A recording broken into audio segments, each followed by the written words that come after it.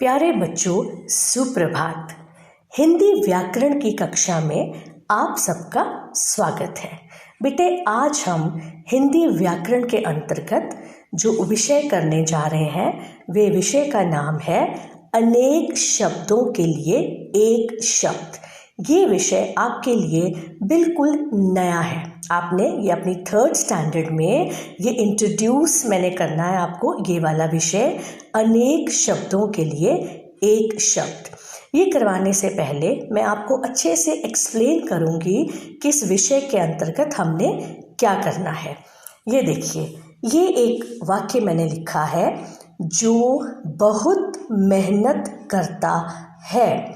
अब ये देखो, इसके नीचे मैंने येलो कलर में हाईलाइट किया हुआ है अनेक शब्द।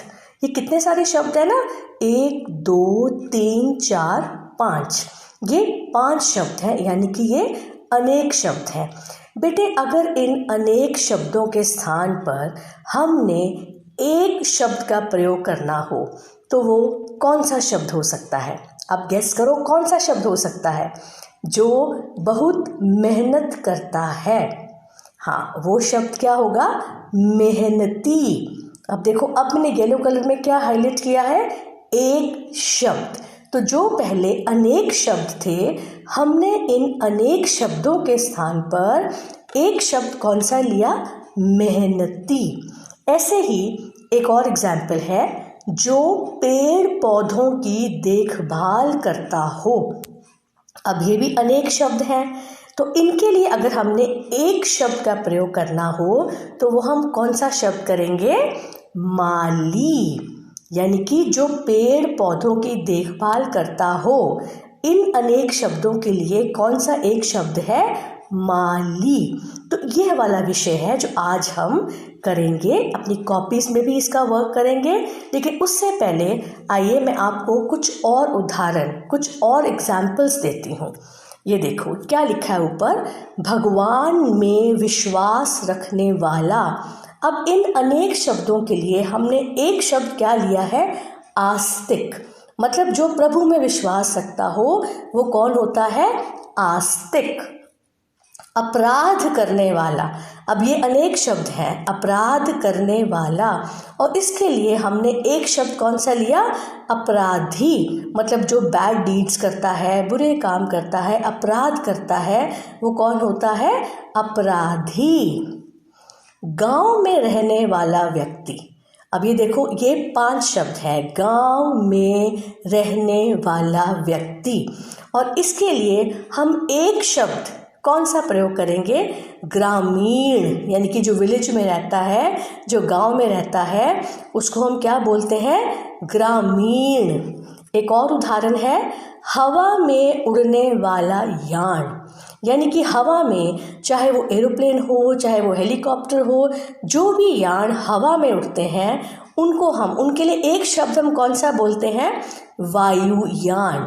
तो अब आपको अच्छे से समझ आया क्या मतलब है अनेक शब्दों के लिए एक शब्द का? तो आइए अब मैं आपको वो क्रमांक बताऊंगी जो हमने 3rd स्टैंडर्ड में करना है। वो क्रमांक है 1 से 10 तक। यूनिट 2 में जो क्वेश्चन आएंगे वो आपको इसी क्रमांक में से आएंगे। तो जब आप कॉपीज में ये वर्क करोगे, पहले आप ऊपर दिन लिखेंगे, तिथि डालेंगे, फिर आप 2 हेडिंग्स डालेंगे। पहली हेडिंग है अनेक शब्दों के लिए एक शब्द, और दूसरी हेडिंग है क्रमांक 1 से 10। आपको यही वाला क्रमांक जो है, इनको आपने याद करना है।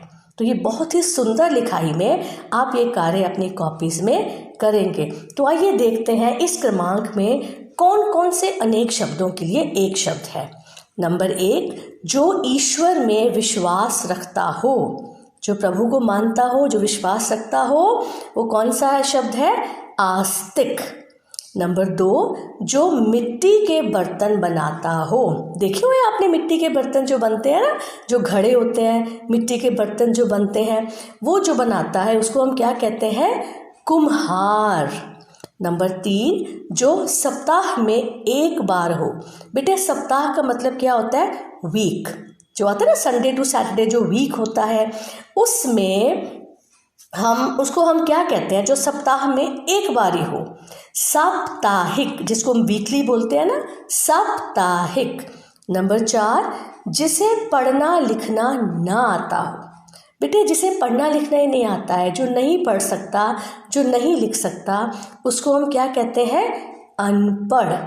नंबर 5, जो माह में एक बार हो। अब माह का मतलब क्या होता है, महीना, मंथ, जिसको मंथली कहते हैं ना, कि आपके मंथली यूनिट टेस्ट हैं, मंथली एग्जाम जो है, उसको हम क्या कहेंगे, मासिक। क्या कहेंगे, मासिक। नंबर 6, जो वर्ष में एक बार हो। अब देखो ऊपर आपने पहले सप्ताह वाला किया, फिर आपने माह वाला किया, अब ये है जो वर्ष में एक बार हो। वर्ष मीन्स फुल ईयर। जैसे आपकी एग्जीबिशन होती है ना, एनुअल फंक्शन होता है, स्पोर्ट्स डे होता है, फेयरवेल होती है, जो सिर्फ साल में, वर्ष में एक बार होती है, उसको हम कहते हैं वार्षिक। बेटे स्पेलिंग्स का आपने बहुत ज़्यादा ध्यान रखना है कि कहाँ पे मात्रा लग रही है, कहाँ पे र लग रहा है। वार्षिक।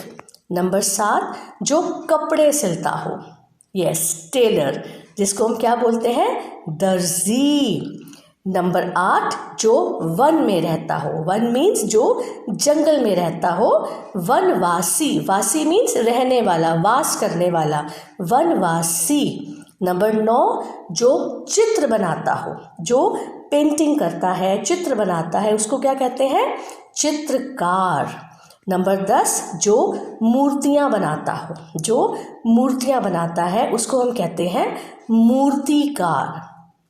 तो देखा आपने, ये सारा कॉन्सेप्ट क्लियर हो गया ना। ये सब अनेक शब्दों के लिए हमने एक एक शब्द का प्रयोग किया है। आस्तिक, कुम्हार, साप्ताहिक, अनपढ़, मासिक, वार्षिक, दर्जी, वनवासी, चित्रकार, मूर्तिकार। उम्मीद है आपको अच्छे से समझ आ गया होगा ये वाला नया विषय। अब आप इसको बहुत ही सुंदर लिखाई में अपनी हिंदी कॉपीज में लिखेंगे और सारा वर्क फिनिश करने के बाद फिनिशिंग लाइन ड्रॉ करेंगे। धन्यवाद।